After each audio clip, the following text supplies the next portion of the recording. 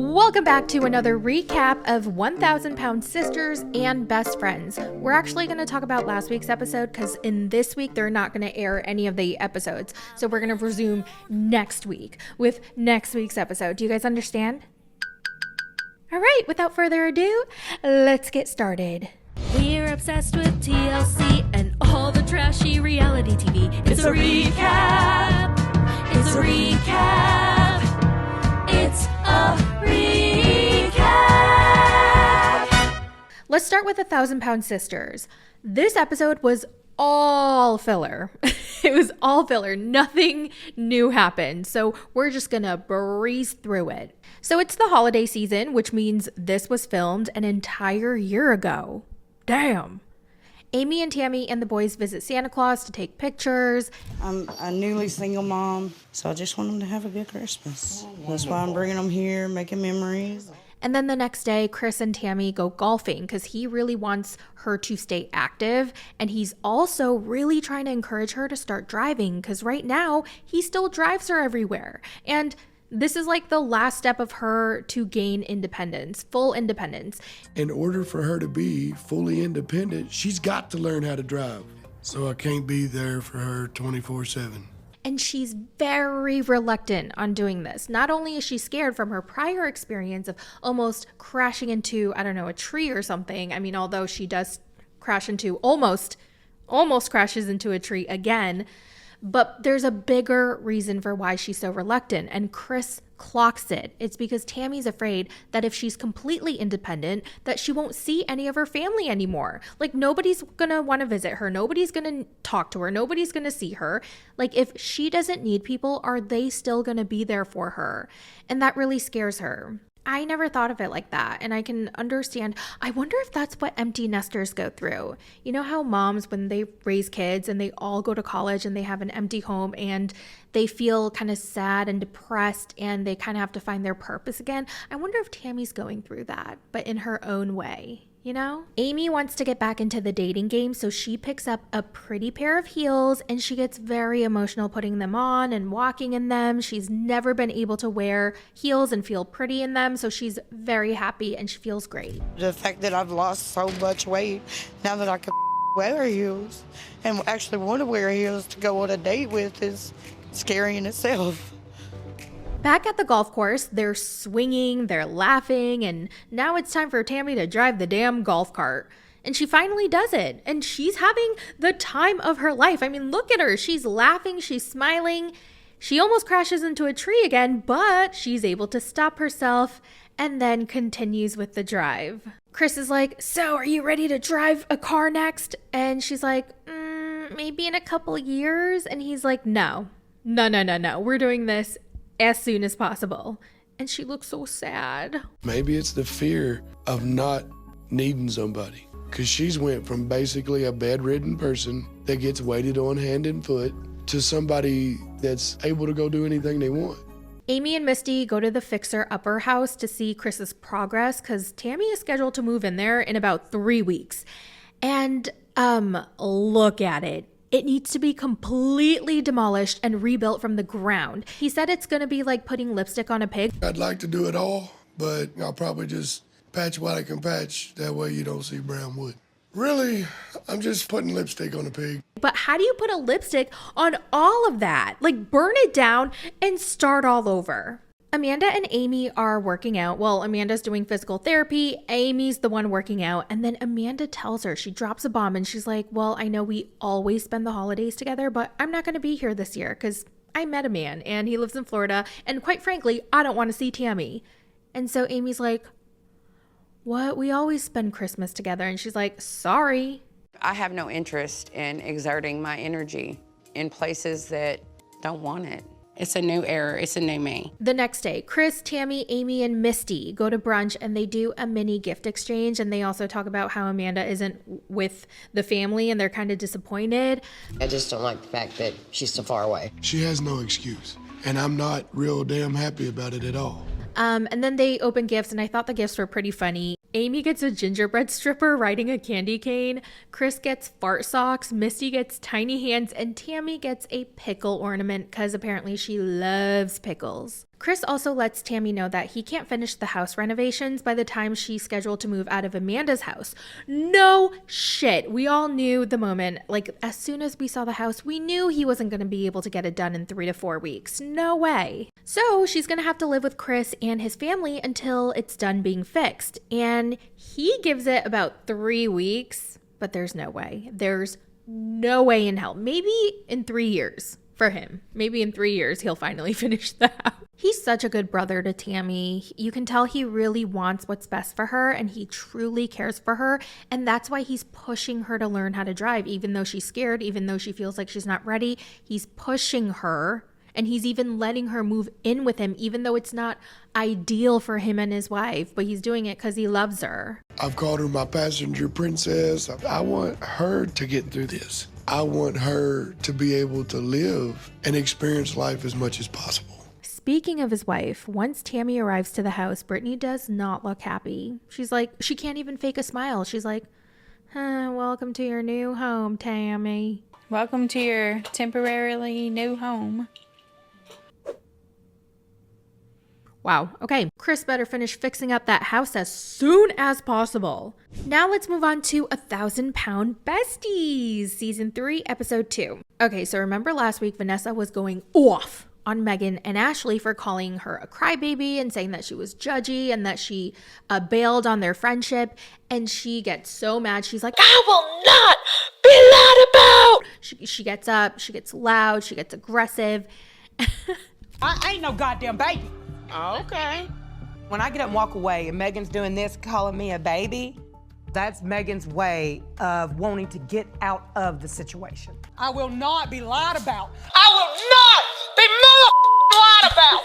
And according to Megan and Ashley, Vanessa has been very judgmental, very pushy, and she hasn't been a friend. So once they tell Vanessa this straight up, she apologizes for being aggressive. She didn't realize that she was being so judgy and blah, blah. Like, she genuinely apologizes. And she asks to please give her a chance to rebuild their friendship. I'm just asking if you would please allow me the chance to build our friendship back. I want to continue to try my best to grow. And then Megan in her interview, she's like, yeah, Vanessa apologized and I guess that's growth, but I learned something called boundaries and I don't know if we can be friends again. Okay. I mean, that's true. That's nice that you have boundaries, but like, you didn't even tell her that why you were mad at her this whole time. So is it fair for you to be like finally telling her the reason why you're mad? Like, she's not a freaking mind reader. I don't think it's fair that Vanessa had no idea this whole time why they were icing her out. And then they finally tell her and she apologizes. But like, for them, it's been a year. I don't know how long it's been, but it's been months where they kind of built up that resentment. And so to them, they're done with the friendship. But Vanessa's just finding out and she apologized right away. And not only that, but when she hangs out with Scott, she actually changes the way and she's very cognizant and aware of how she's approaching Scott when she tries to like get him to exercise because she doesn't want to repeat the same mistakes that she made with Megan and Ashley. I don't know. So let's talk about Scott. He moved back in with his parents after COVID and he's still there. He loves junk food. He loves to eat. There's just something about food he's addicted to. He can't put the food down. And I know exactly how he feels because I've been that way for like the last 10 years. He started gaining weight in college. He went from 250 pounds to 470 in 4 years. That's 220 pounds in 4 years. That's 55 pounds per year. He also mentioned something about how he constantly ate because he suddenly had that freedom to eat whatever he wanted to, whenever he wanted to, once he left his parents' house and went to college. So I wonder if he dealt with any disordered eating or food issues back at home. I'm very curious to know more about that. Because I have a very similar story in the sense that I started gaining weight in college too, because I did also have that freedom, but it was after an assault and all that emotional issues that came with that I was dealing with. I would just seclude myself in my dorm room and eat. And food was the only thing that made me feel better. And that's how I became dependent on food to cope with my depression and my issues. And I was also like socially very isolated at the time. And so it's like that was my safe space that I created. So I wonder if he was also using food for whatever, I don't know what it is that he was trying to cope with, but I'd love to know if he had any issues like that. But anyway, he's had a bunch of health problems. He's had hypertension, high blood pressure, AFib, congestive heart failure. He's gone to the emergency room where they had to shock his heart. We learned from Dr. Proctor that once your BMI is over 40, you're 5 times more likely to die sooner. And my BMI has definitely been over 40. His is 80. At this point, I'm definitely the biggest I've ever been. If I don't make a change now, then I probably don't have that much longer left. I felt really bad for him when he was talking to his mom and she told him flat out that she's embarrassed of him. That was really hard to watch.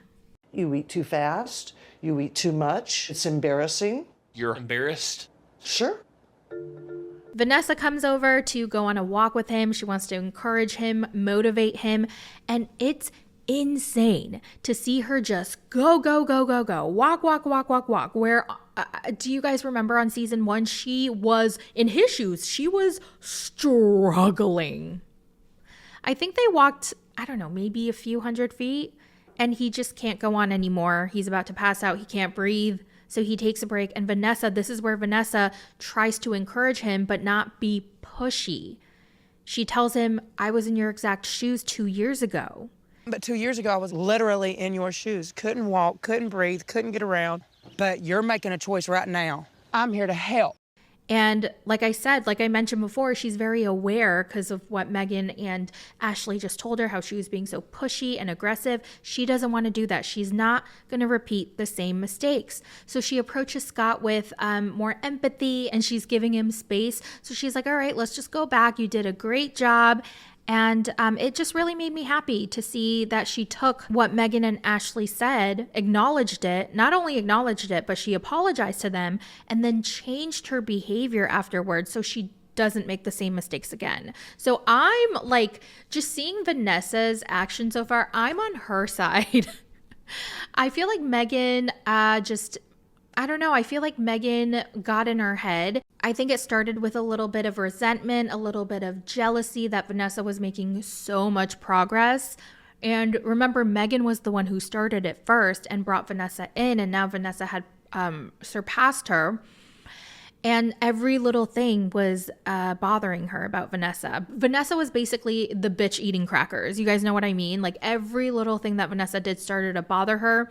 And even though Vanessa was trying to be motivating and encouraging, Megan took that so negatively and she just let it build up and snowball. She wasn't telling Vanessa. And so now Megan's had it with her. She like can't stand her. And Vanessa's just finding out about all this. And so it sucks. It sucks for Vanessa.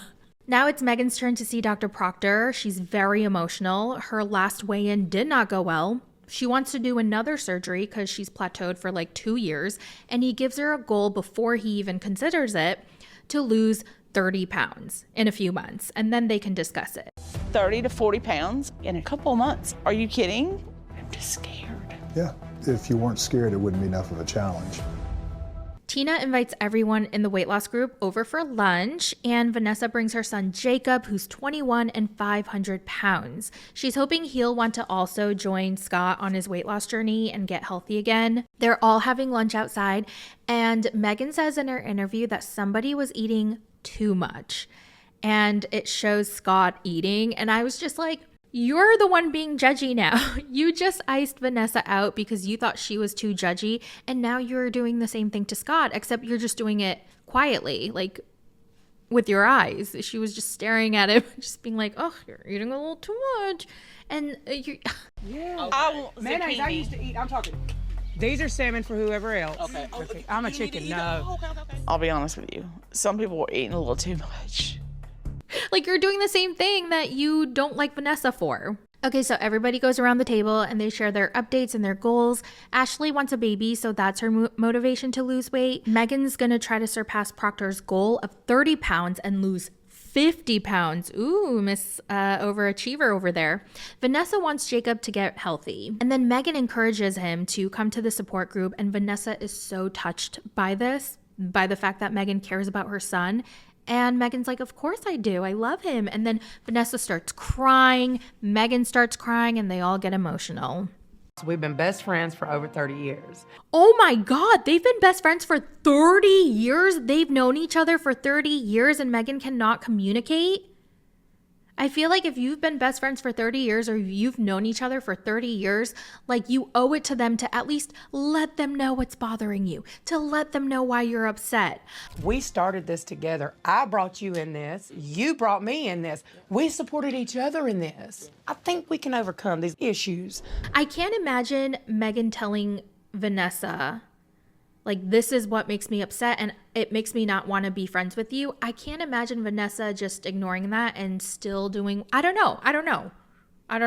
But that's just my opinion. Now it's Tina's turn to visit Dr. Proctor. She gets on the scale, and before they let us know what she weighs, the episode ends. We don't get to see her actual weight, but I'm pretty sure they'll show us in the next episode.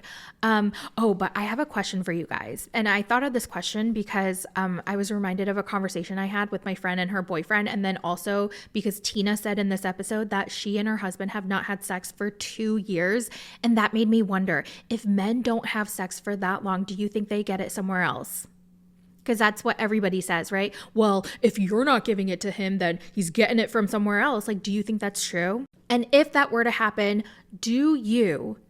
would you give them a pass? Do you think it's okay? Do you think it's justified? I remember I had a friend, oh God, we don't talk anymore. We just lost touch after she moved, but she was a virgin and she was dating her boyfriend for like 4 years and she wasn't having schmex, but he really wanted to have schmex, but she didn't want to do it. And one summer he went away out of the country on vacation with his friends and he got a schmex worker and they boinked and she forgave him because, oh God, maybe he gaslit her into thinking it was her fault because she wouldn't put out.